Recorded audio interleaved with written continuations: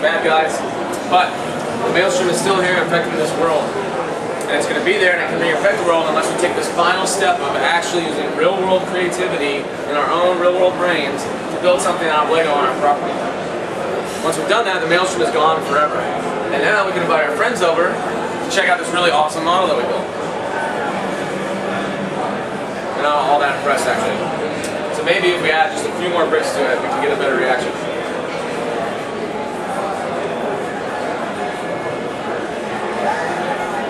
Like that. Not only can we build really awesome looking Lego models, we can actually bring models to life and add interactivity to it. So this means we can make an entire interactive zone. We can tell our own stories. We can actually make our own movies. We can make our own video games here. Because it's all built out of Lego, we can take it all apart and recombine it in countless ways, right? So, infinity in a minute and a half. There you go.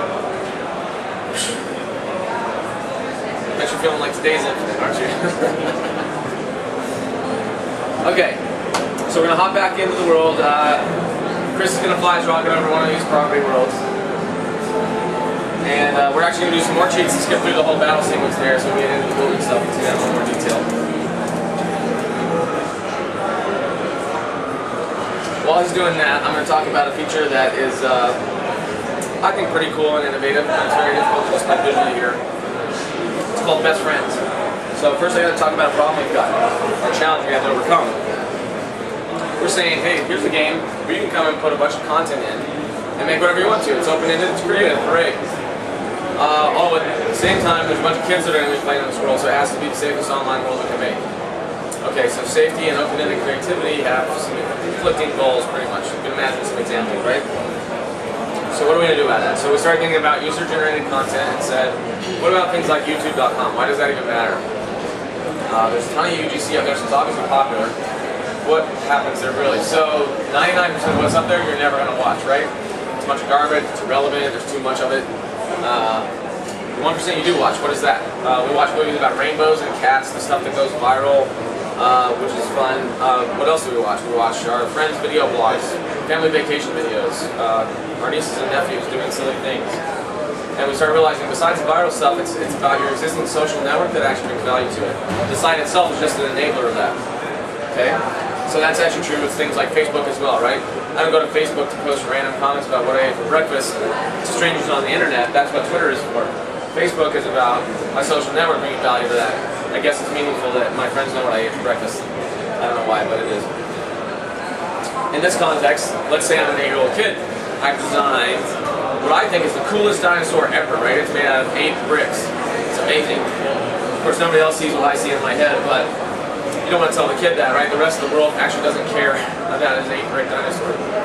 Because that would make him sad. He would cry and never build a Lego again. So, who does care about his model, actually?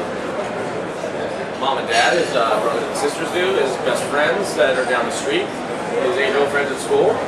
Okay, so if we brought the 8-year-old social network into the game and exposed them to this content, that's valuable, right? Both sides get benefit from that. Where if we say, hey, 8-year-old connects to the rest of the world, nobody cares either way, right? Sadness on both sides. So that really shifted our design emphasis more into the social networking idea. So if we can do that, we say, all right, it'd be awesome if Alan and Chris are best friends in real life, they can be best friends in the game. And then that means they can play together in real time. So it would be sad if Al made a model and had to wait half an hour or 2 days to share that with his friends or his dad or whatever. So let's make it happen in real time because they know each other in real life, right? If they already know each other in real life, they can be best friends in the game. We don't have to worry about moderation. This can bypass the moderation. They can also chat more openly, right? Okay, so that's making a big assumption. That's assuming they actually know each other in real life. And that they are who they say they are. So, and we all know when you sign up for an online game, it's pretty easy to not be who you say you are. Case example, 13-year-old grabs their parents' credit card, signs up, says they're 21. Most games will take that at face value and say, oh, you got a credit card, you're an adult. Great.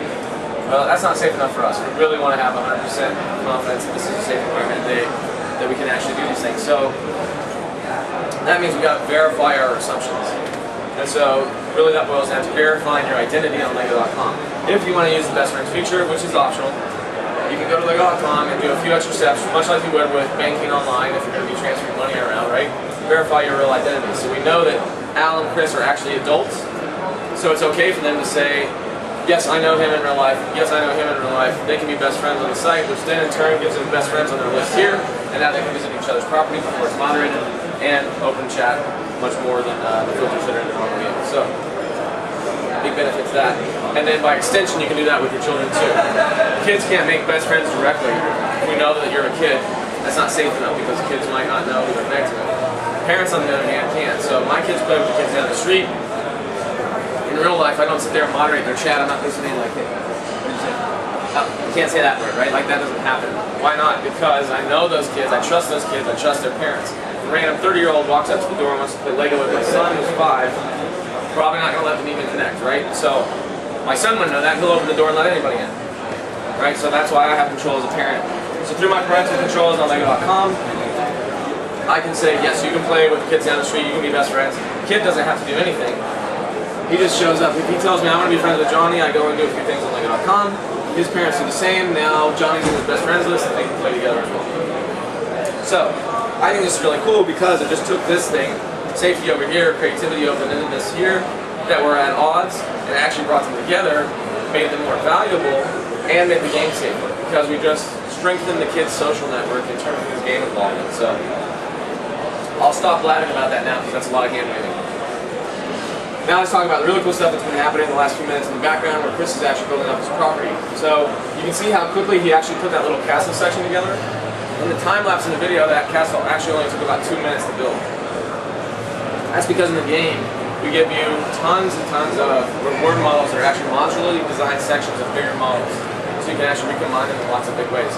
We do that so you have a starting point, right? Maybe you're that 8-year-old kid who's not that great at building, but you can take these reward models and put them down and all of a sudden you've got a really awesome looking castle in your property. And then it's very easy to go in there and customize that. You can change the blues, the reds, you can swap a few pieces out.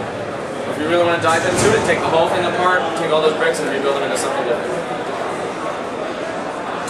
Okay, and then once you've got some cool stuff built, you can actually start making it interactive. So we do that through our behavior system here. So you're seeing this is happening in real time. Al is actually interacting with his models and doing weird stuff up there, while Chris is actually adding behavior to his models. You can think of behavior as in how we do this, just like you build with Lego. Take these little blocks and snap them together, it makes a bigger model that actually defines how we interact with the rest of the environment, right? And this is building on 10 plus years of experience Lego has in their robotics stuff, Mindstorms and XT, we do. So we know kids know this is understandable, it's also very powerful, and it's very playful once again. It does not feel like programming, it's not technically scary. You can just mess around with it, see what it does, and you learn from that, and it inspires new ideas.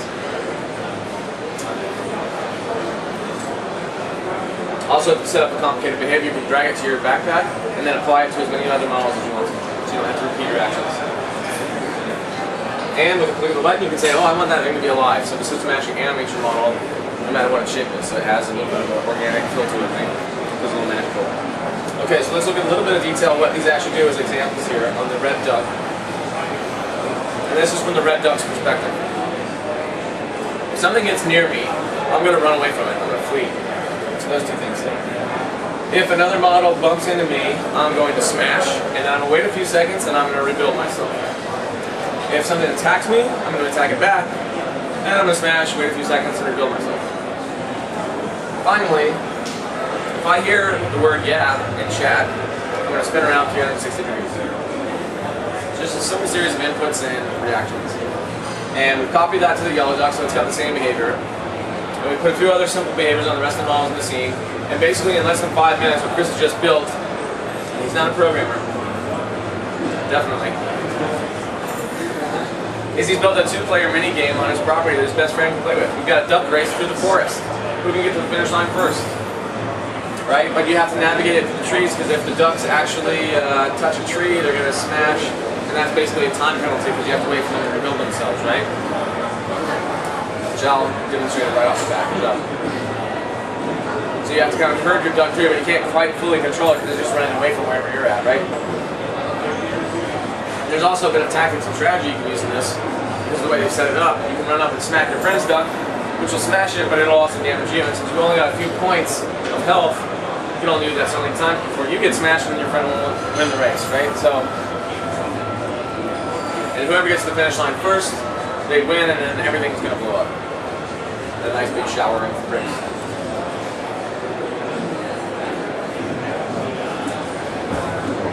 Woohoo! Red Duck wins once again. Might be a slightly advantageous starting point, I don't know. So that's kind of fun. We messed up the whole property. It's all screwed up now, right? We broke everything. So all we gotta do is put our thingy hat back on, we click the button, everything's right back where it started from. We can tweak the behaviors, keep messing around with it, playing with it, whatever we want to do. Adding more layers of interactivity. So you can see, imagine now if you actually extend this beyond 5 minutes and did a whole play session on it. Actually, that's a better idea than what we came up with. Maybe a few play sessions, right? You can get pretty epic with this pretty fast. Just as a side note, we started out the week by doing a totally different thing. We actually did what we call Super Extreme Duck Ball. We had the ducks being remote controlled by a series of buttons on either side of the field. So you navigated them through the forest and tried to capture the other guy's flag before he could capture your flag. Just do a silly example. Another 5-minute experience, right? So using the same models but with different behaviors. So while he keeps playing around in the background with that, I'll just make one last point on this whole experience. We could have just done this part, right? We could have just said, oh, this is like a universe. You get these little worlds and you can build on them. You can use infinite bricks if you want to. You can put behaviors on it. You can do all the stuff we just saw here without the MMOG aspect, right? I personally feel like that would have been a very sterile, technical toy. I played other creative online experiences. Kind of end up in that same territory. We just don't care. It's like, yeah, it's cool, you can do that stuff, but why bother, right? That's why there's an MMOG there, because play the MMOGs, you know how much you care about your main character there, right? It's your identity in a different fantasy reality. So, you know, to illustrate, this is me, this is my guy. I've adventured for I don't know how many hours with this guy. I've done tons of quests. Every brick that is in here, I've earned, right? I started out with nothing and I earned every single one of these things. So I have an emotional attachment to this. This is my stuff, and it's on display.